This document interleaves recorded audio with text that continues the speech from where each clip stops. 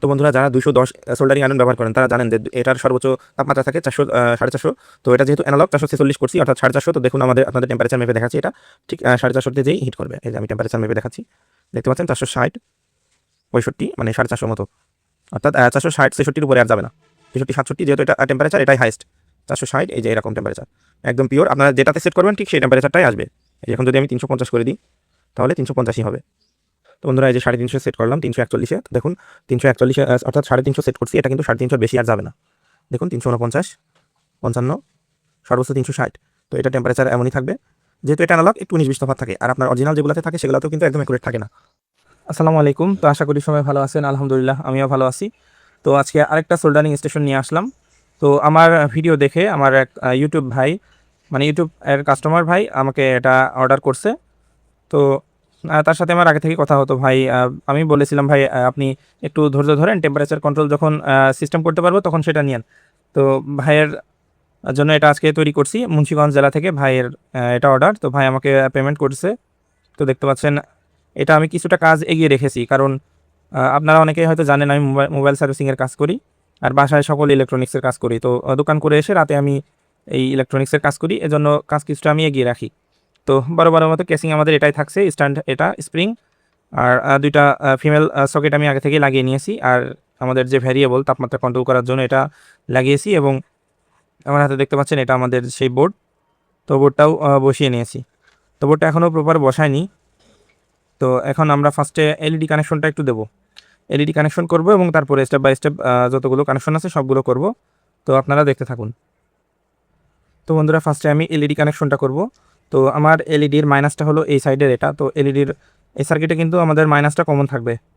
তো এই জন্য আমি এলইডির মাইনাসটা সরাসরি আমি যে কোনো একটা গ্রাউন্ডে সেট করে দিলেই হবে।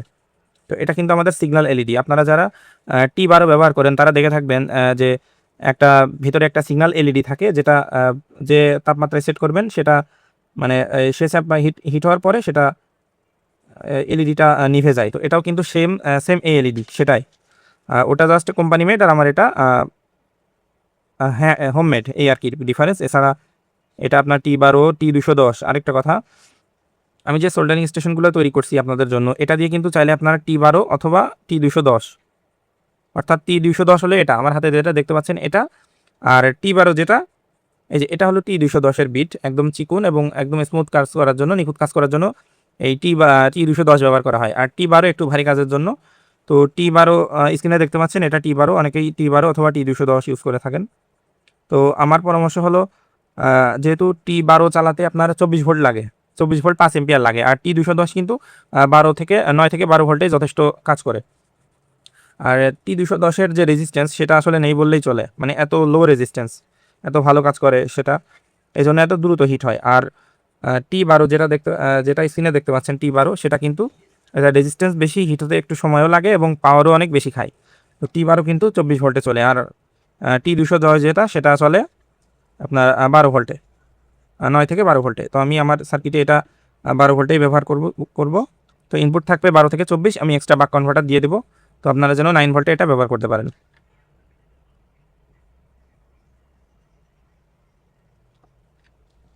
তো এখন আমি পজিটিভ কানেকশনটা দিচ্ছি, এটা হবে আমাদের 12 ভোল্ট, 12 থেকে 24 ভোল্ট ইনপুট কানেকশন। তো আপনারা এই ধরনের যে তারগুলো ইউজ করবেন এগুলো একটু ভালো মানের তার ব্যবহার করার চেষ্টা করবেন। আচ্ছা, এখান থেকে একটা নেগেটিভ বের করতে হবে, নেগেটিভটা সরাসরি নেগেটিভে সোল্ডার করে দিব। তো বন্ধুরা আমি এই সার্কিট থেকে আমার যে মাইনাস তারটা রয়েছে সেটা বের করে নিয়েছি। এই মাইনাস তারটা আমি সরাসরি আমার যে ইনপুট মাইনাস যেটা সেটাতে সোল্ডার করব এখন। আর আপনারা যখন এই ধরনের আয়রন বানাবেন, সোল্ডার করবেন, অনেক ভালো মানের তার ব্যবহার করবেন। তো অনেকেই আপনার টেম্পারেচার বাদে যেটা এই যে ভ্যারিয়েবল দিয়ে আছে PWM কন্ট্রোলার দিয়ে সেগুলো বানাচ্ছেন, সেগুলোও কাজ করে, তবে যখন আপনি ভারী কাজ করতে যাবেন তখন সেটা কিন্তু আর কাজ করবে না। তো ভারী কাজের জন্য বা প্রফেশনাল লেভেলের কাজের জন্য আমার এই সার্কিটটা নিতে হবে, অর্থাৎ এই যে টেম্পারেচার কন্ট্রোল, এটা খুবই ভালো কাজ করে। আমি নিজেও এটা ইউজ করছি এখন। তো বন্ধুরা আমাদের সার্কিট কানেকশন মোটামুটি শেষ। এখন আমরা জাস্ট রিলে কানেকশনটা করব, কারণ আমরা যখন স্ট্যান্ডে রাখবো তখন তো এটা অফ হতে হবে। আর রিলে কিন্তু পূর্বের ভিডিওতে যেমন দেখেছেন এটা কিন্তু তেমন না, দেখতে পাচ্ছেন রিলে কিন্তু এখানে ট্রানজিস্টর দিয়ে সুইচিং করা এবং পুল আপ সিস্টেম করা আছে। তো রিলেটা আমি এখন সুন্দরভাবে বসিয়ে নিব। আগে আমি জায়গাটা সেট করি। আচ্ছা, এখানে দিয়ে এখানেই সুন্দরভাবে সেট করা যাচ্ছে। তো আমি রিলেটা এখানে সুন্দরভাবে আগে সেট আপ করবো এখন। তো বন্ধুরা, আমি রিলেটা সুপার গ্লুর সাহায্যে দেখাতে পাচ্ছেন রিলেটা বসিয়ে নিয়েছি এবং স্ট্যান্ড থেকে একটা তার বের করে নিয়েছি। এই যে আমার যে স্ট্যান্ড থেকে দেখতে পাচ্ছেন, তো স্ট্যান্ডে কিন্তু আমাদের নেগেটিভটা যাবে। হ্যাঁ, তো স্ট্যান্ডে যাবে নেগেটিভ, তো নেগেটিভটা সরাসরি আমরা কয়েলের এই যে এখানে যে একটা প্রান্ত রয়েছে এখানে আমরা কানেক্ট করে দিব।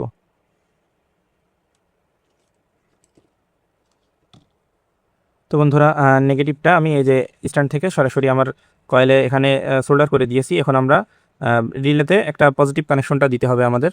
তো পজিটিভটা আমরা সরাসরি আমাদের যে আইসি এয়ারটা রয়েছে ইনপুট ভোল্টেজ, তো সরাসরি এখান থেকে আমরা রিলেতে আমরা সোল্ডার করে দিব। ইনপুট ভোল্টেজ পজিটিভ এবং রিলের কমন পিনে সোল্ডার করে দিব এখন।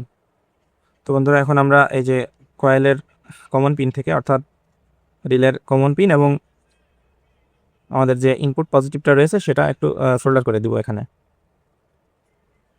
কারণ আমরা রিলে থেকেই ইনপুট আউটপুট ভোল্টেজটা নিব।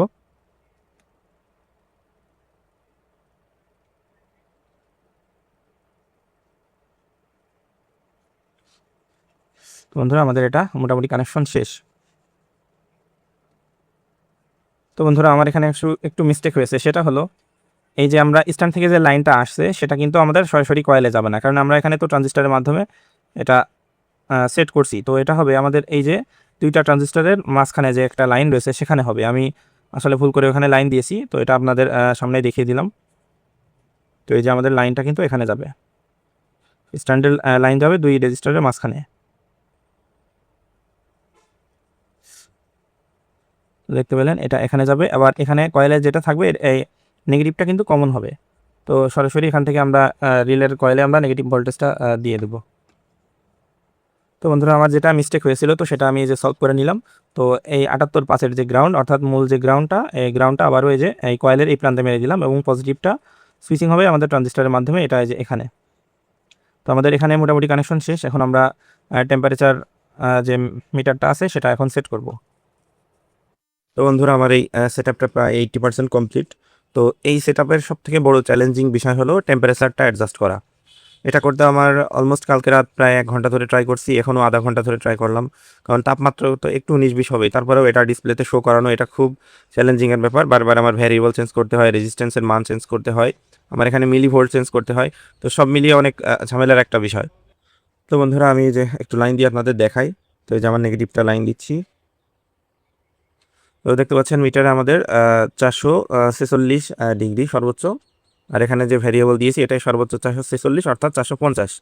তো আমাদের আর এখানে সর্বনিম্ন আছে 233 অর্থাৎ 200 মতো, আর এখানে সর্বোচ্চ আছে 250 446 অর্থাৎ 450।